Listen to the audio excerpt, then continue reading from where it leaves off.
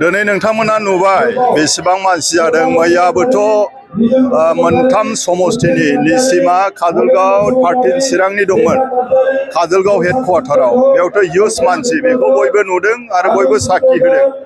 आरो दिनै आलदा हिसाबै चिरां दुवाराव दिनै हाग्रामा सार फैदों आरो मानसियाथ' बिराद जादों। अखा हादों खिन्थु अखा हाब्लाबो अखाखौ नेवसिनानै दिनै जेरैबायदि फैदों आरो सारा हाग्रामा सारा गावनो दिनै बे समष्टिनि केन्डिडेट होनानै गावनो डिक्लेयार खालामलांबाय। जों चिरां डिस्ट्रिक्ट हिसाबै आरो आङो सासे केन्डिडेट हिसाबै सारखौ बरायदों आरो जोबोद मोजां मोनदों। बे चिरां दुवाराव देग्लाय देरहागोनना एखेबारे खाथां जाबाय। नै दा जयनिं जागासिनो दङ गासै 1200 मानसिफोर जयनिं जागासिनो दङ। दिनै बयबो दिनै ग्रिद फैदों। सब जाथियानो बाहागो लाफैदों। मोनसेल' जाथि नङा, बेयाव गुरखा दङ, बर' दं, आदिबासि दं आरो सुत्रधरबो दङ, राजबंसि दङ, गोबां दङ। जों खोनानो मोनबाय थादों समाजारि बिजोंनि गेजेरजों बे 14 नं चिरां आथिखालनि एमसिएलए अदेबानि बिटिसिनि एम रनजित बसुमतारी बिथाङा नोंथांनि बियाबाव गेलेगोननि बाथ्राखौ जों खोनानो मोनदों। थारैनो बेसेबां? बिदिनो खोनादों, आंबो खोनादोंमोन। बहाबा एखनबा बावखुंग्रि एखनबा निसिमा। दिनै फुङाव बिथाङा माबायाव दंहैयोमोन क'क्राझाराव, आंनि गामियाव, आंनि बिसिडिसिआव 100-150 जन मानसि बे जादों आरो जयनिं जेबो गैया। गावसोरसो बुंनानै लानाय जयनिं, बेयाव जयनिं जेबो गैया।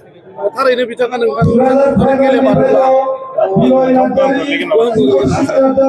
गोहोम गोग्लैनायखौ आं नुवाखै। मानोना आं गोबाव बोसोर आङो बे जायगायाव मावबोबाय। बेनिफ्राय बबे खनायाव माबायदि सोर दं गैया आरो बुद्धिजिबिफ्रा सोरजों दङ, गुबुन गुबुन जाथिफोरनि दैदेनगिरिफ्रा सोरजों दङ, रायजो राजाफ्रा सोरजों दङ, बेखौ आं मोनथिबाय आरो मोनथिगौ। जिहेथु आंनिनो समष्टि बिटिसि समाव आंनो दुलाराय बर' फरायसा आफादनि आनसलिकनि आफादगिरिमोन, एबसुनि आफादगिरि।